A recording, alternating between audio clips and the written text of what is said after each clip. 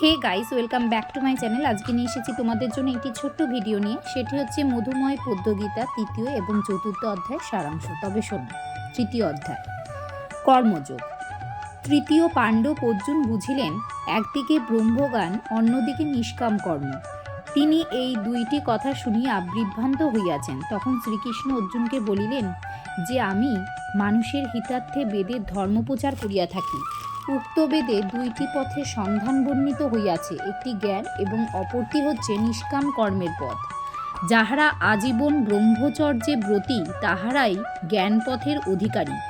সে কারণে সাধারণ গৃহীদের নিষ্কাম পথে গমনই শ্রেয়। নিষ্কাম কর্মে মন প্রবৃত্ত হয়, মনের পবিত্রতার সঙ্গে সঙ্গে জ্ঞানও বিশুদ্ধ হইয়া থাকে। যাহারা নিষ্কাম কর্মী, তাহাদিগের সর্বদা স্মরণ রাখা উচিত যে, সে যে কার্যে ব্রতী তাহা তাহার নিজের নয়, শ্রী ভগবানেরই কাজ। সে শুধু তাহার প্রতিনিধি হইয়া কর্ম সম্পন্ন করিতেছে। সেই জন্য শ্রীকৃষ্ণ অর্জুনকে অনাসক্তভাবে কর্তব্য পালনের কথা বলিলেন। জয় পরাজয়, হিংসা বা হত্যার কথা ভুলিয়া যুদ্ধ করিবে, যেহেতু ক্ষেত্র ধর্মযুদ্ধ। যে সকল ব্যক্তি নিজের সুখ স্বাচ্ছন্দ্যের জন্য নিজ ধর্ম ত্যাগ করে, তাহার ঘোরতর পাপী। নিজ ধর্মে মৃত্যুও শ্রেয়, পরধর্ম অতি ভয়াবহ। শ্রীকৃষ্ণের কথা শুনিয়া অর্জুন বলিলেন, হে কৃষ্ণ, তোমার কথা বুঝিয়াও বুঝিতে পারিতেছি না। তখন শ্রীকৃষ্ণ বলিলেন, অগ্নি যেমন ধূমাচ্ছন্ন থাকে, মানুষের জ্ঞানও সেইরূপ রাগ, দ্বেষ, হিংসারূপ ধূম্রজালে সমাচ্ছন্ন। অর্জুন, তাই তোমাকে বলিতেছি, তুমি হিংসা, লোভ, মোহকে ত্যাগ করিয়া যুদ্ধে অবতীর্ণ হও। এবার তোমাদের যেটা আমি বলবো সেটি হচ্ছে ৪র্থ অধ্যায়ের সারাংশ, অর্থাৎ জ্ঞানযোগ। শ্রীকৃষ্ণ বুঝিতে পারিলেন যে অর্জুনকে বহুবিধ উপদেশ দেওয়া সত্ত্বেও অর্জুনের মনের সন্দেহ ঘুচিতেছে না। অর্জুনের বিশ্বাস, ভগবান শ্রীকৃষ্ণ তাহার প্রিয় বন্ধু ও রথের সারথি। যতক্ষণ না তিনি বুঝিতে পারিবেন যে শ্রীকৃষ্ণ ভগবান, ততক্ষণ তাহার এ ভ্রম ঘুচিবে না। সেই জন্য তিনি উত্তম রূপে অর্জুনকে জ্ঞানযোগের কথা বুঝাইবার জন্য বলিলেন। তিনি অর্জুনকে ভালোবাসেন বলিয়াই জ্ঞানযোগের বিষয় বর্ণনা করিতেছেন।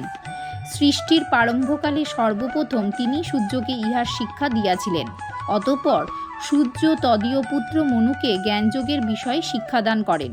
ইহা শ্রবণ করিয়া অর্জুন বিস্ময়াপন্ন হইলেন, কারণ সূর্যের আবির্ভাব হয় কল্পান্ত যুগ পূর্বে, আর তাহার প্রিয় বন্ধু শ্রীকৃষ্ণের উদ্ভব তার বহু যুগ পরে।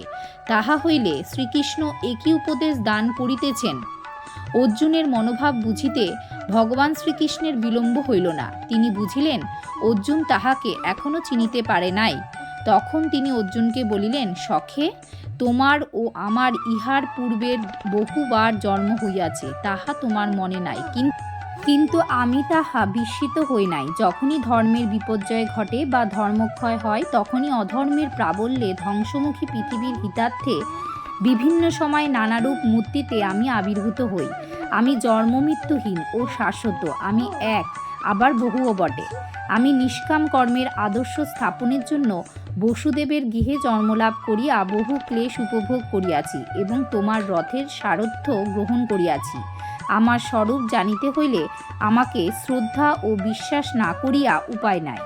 শ্রদ্ধাবিহীন ব্যক্তি কদাচ জ্ঞান লাভে সমর্থ হয় না। উপস্থিত তুমি আমার প্রতি কোনো বিষয়ে সন্দিহান না হইয়া আমায় অনুসরণ করো এবং আমার আদেশ প্রতিপালন করো, ইহাই হচ্ছে কাম্য।